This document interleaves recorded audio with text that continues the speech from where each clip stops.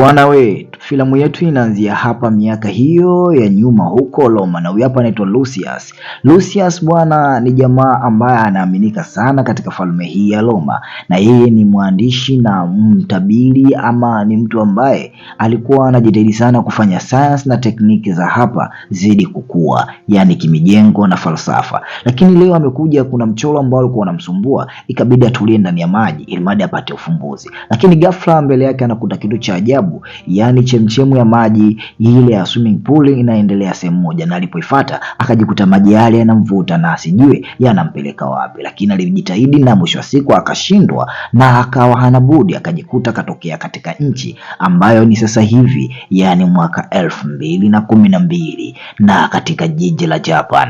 Anashangaa anakuta wazee wa Kijapan kwa wingi wapo uchi wa mnyama, yani nao wanaogelea kama yeye alipotoka kule. Akaona hapa nimetokea sehemu gani jamaa, na mapicha ni kitu gani? Lakini wazee wakamwambia bwana, jana usijali, unaweza kama malaika umekuja kutoka mbinguni ukiwa uko uchi.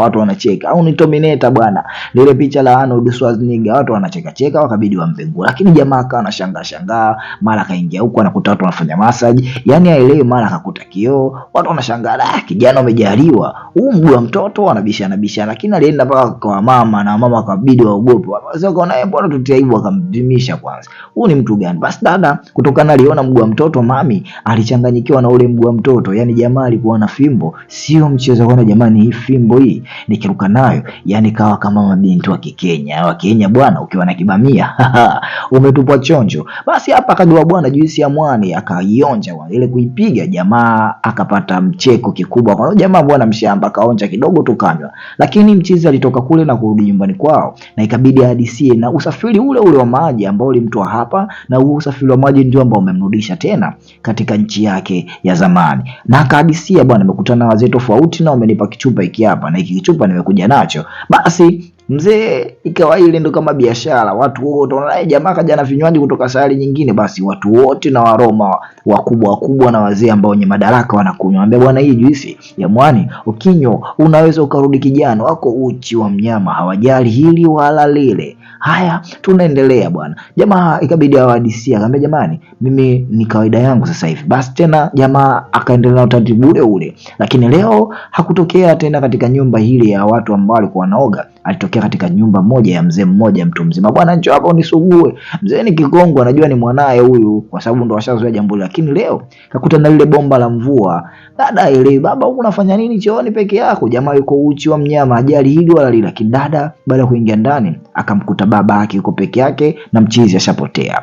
Haya, jamaa alirudi tena huku na lile bomba, akamwambia jamani, hoya nimerudi na bomba leo, hiki kitu nimekuta katika sali huko. Lakini mchizi hana muda wa kufanya mapenzi na mkewe, na muda wote yuko busy kugumbua ama kufumbua nini atamfurahisha mfanyakazi wake, ama atafurahisha rais wake, na atafurahisha watu wake waliomzunguka. Haya, huyu hapa ndio bosi mkuu ama mfalme wa kipindi hiko ambaye alikuwa anamiliki nchi ya Roma.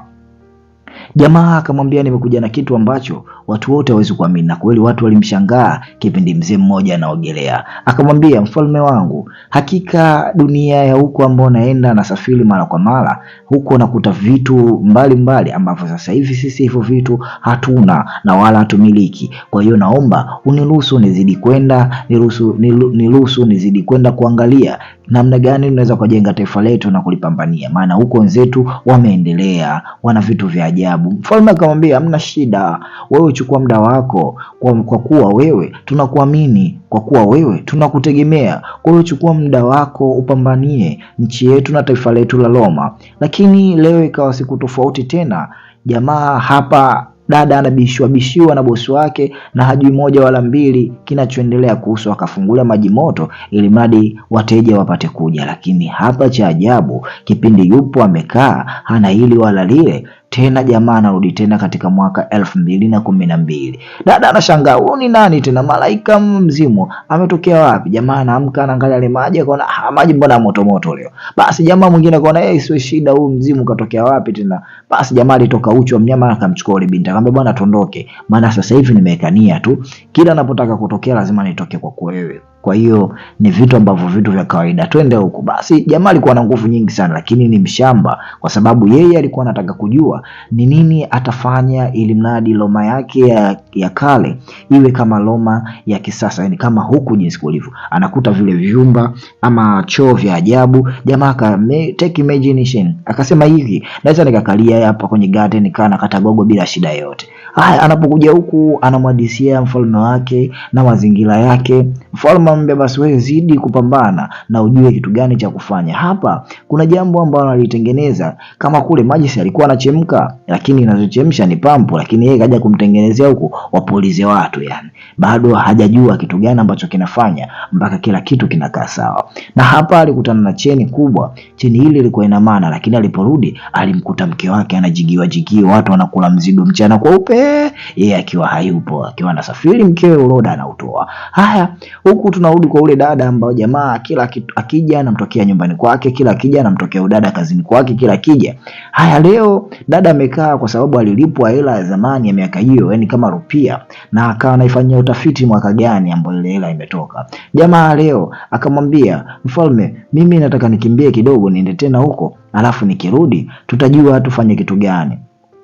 Lakini jamaa akiwa katika upweke mzito, na mfalme hapa alifiwa na mwanae, na akiwa na mambo yake ambayo muda mwingi anapenda kucheza naye. Tangia mfalme amefiwa na mwanae, leo kwa bahati mbaya nikamwambia basi jamani, inabidi mfanye maziko, na maziko haya yafanywe kwa heshima, lakini nataka nifuatilie vile vile nijue Mamba anapendelea nini, anakula nini, zaidi na zaidi ni baada nipate kujifunza, ndio maana Mamba wangu nampenda sana. Haya, jamaa akamwambia sawa tajiri, basi niache mimi nisafiri nitoke tena nikakufuatilia mambo yote hayo. Basi jamaa amekuwa kama mwanasayansi, na kweli leo jamaa ametokea katika sehemu ya makumbusho ambayo ya Mamba. Watu wanaona huyu mtu katokea wapi, lakini jamaa anapotia nia ndipo anapotokea. Haya, na ule binti yake yuko hapa hapa, aliona umchizi tena kaja tena hapa kufanya nini Mungu wangu. Basi dada alipotoka, bwana nifungulieni hapa, akambeba kabisa, mtu ondoke kwanza hapa, nilikwambia kokote utapokuwa na mimi nitakuwa. Basi akakibwaga chini. Basi dada kwa mapenzi na nini akamwambia bwana Mamba kazi yake hii hapa, anatunzwa hivi, analishwa hivi, kwa hiyo inabidi uwe hivi. Basi na jamaa anafundishwa kulenga, ameona jinsi unavyojua kulenga, hii imeshawala kwa ajili ya ulinzi na kwa nchi yako ya miaka hiyo itakusaidia kwenye masuala ya vita. Basi jamaa aliporudi tena katoka katika lile swimming pool la kwao huko, na akamkuta mheshimiwa akiogelea na kimamba chake. Akamwambia bwana, nimejifunza vitu vingi na nimejifunza mbinu ya vita, kwa hiyo vita ni hivi kupigana na basi maisha yaendelee. Akamwambia ni kweli, kama ni hivyo inabidi uendeleze mbinu nyingi na nyingi na nyingi ili mtu azidi kushinda vita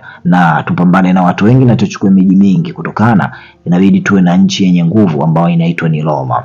Haya, huku jamaa anachukua mbinu katika sayari au dunia sasa hivi na kurudisha katika nchi ya zamani. Haya, na akawa mtu wa karibu sana mwenye kuaminika na jamaa. Kila inapozidi kwenda anazidi kuwa mwanasayansi mkubwa sana na mtu wa kutegemewa katika falme yake, na akazidi kuvumbua vitu ambavyo si vya kawaida. Lakini alikumbuka yule jamaa yake, rafiki yake wa karibu, kipinda namla mkewe. Jamaa jambo lile linamtesa sana kichwani, maana yake tunda lake limechukuliwa, tunda lake limewezwa. Na alipokuja hapa alimkuta tajiri mwingine ama mfalme mwingine ambaye ana undugu karibu na mfalme. Alikuja na kupiga naye stories hapa na pale, akamwambia sikiliza, inabidi upambane, na hapa kuna mtu kaja haraka anamwambia kuna tatizo limetokea. Basi jamaa alipotaka kubishana naye ikabidi ajitetee, na baada ya kujitetea jamaa alishinda. Lakini leo ametokea tena Japani kwa watu wengi wanaye. Basi wakamchukua mpaka kwenye swimming pool tena, wakawa wanaogelea. Akamwambia bwana, ikiwezekana sisi tuchukue tupeleke huko kwako. Watu wakawa wanacheka na sisi tukatembee. Basi dada na ndugu zake wanafurahi, na dada akazidi mazoea, na huyu jamaa akamwambia basi leo ndani nikuchukue tuondoke wote. Basi walipoingia ndani ya maji, dada alijua ni masihara, na kweli alitokea katika mwaka 1914, miaka hiyo ya Roma. Kambia huyu ni binti ambaye nilikwambia anaweza kufanya sana masaji, kufanya vitu mbalimbali, na huyu binti ndiye ambaye mimi ananifurahisha na nimetokea sana kumpenda. Na hapa wazee wakataka nao kujaribu ili mradi waingie katika sayari ile ya Roma ya zamani, lakini maji yaliwakataa. Na hapa jamaa akaona mambo tofauti katika nchi yake yamebadilika, na alikumbuka mara mwisho mbona nilikaa nao vizuri tu na tukaogelea, lakini kwa nini hawakuja, na kwa nini hali ya hewa imebadilika, na huku binti alitaka tena kurudi nyumbani kwao. Hapa jamaa alikuja na kufanya vurugu. Mfalme anamwambia hakika anajua kosa ambao amelifanya, hali ya hewa imebadilika na watu wengi sasa hivi wanaumwa na haijulikani hali ya hewa hii imebadilika kutokana na nini, lakini utakuwa wewe ambao unaenda kuchukua ugonjwa huko na kuuleta hapa. Jamaa akajitetea akasema, mfalme, naomba unipe muda na unipe nafasi ili swala litaisha. Na hapa akaandaa kambi ama sehemu kantini ya wale watu wote ambao wameathirika na tatizo hilo, na akawa wanaingizwa kwa wingi ili mradi kila mmoja atibiwe na apate kukaa sawa, na dawa na ufumbuzi ukapatikana, na watu japo walikufariki watu wengi sana, wakatetea watu wengi sana, lakini mwisho wa siku ufumbuzi umepatikana. Na hapa wakawa wanajipongeza na udada wa Kijapani, yani hakika umenisaidia vyema mpaka zoezi langu limeisha, sasa hivi uko huru, unaweza ukaenda nyumbani kwako, lakini nitakuja muda wote kukuchukua. Jamaa alishaanza kumpenda huyu mwanamke, na mwanamke alishazama kwa jamaa kimapenzi. Hapa mfalme baada ya jambo lile na ugonjwa mzito kuisha, ikabidi ampongeze huyu jamaa na kumwambia hakika na kupandisha daraja kutoka moja kuja sehemu nyingine. Watu walifurahi sana na bibie alifanikiwa tena kurudi katika maisha ya kawaida, yani 2012. Sio mchezo wanangwe. Kama ni mara yako ya kwanza kujiunga nami hapa katika Tam TV Recap, usisahau kusubscribe na kulike pia kucomment. Tukutane katika recap ijayo. Chao.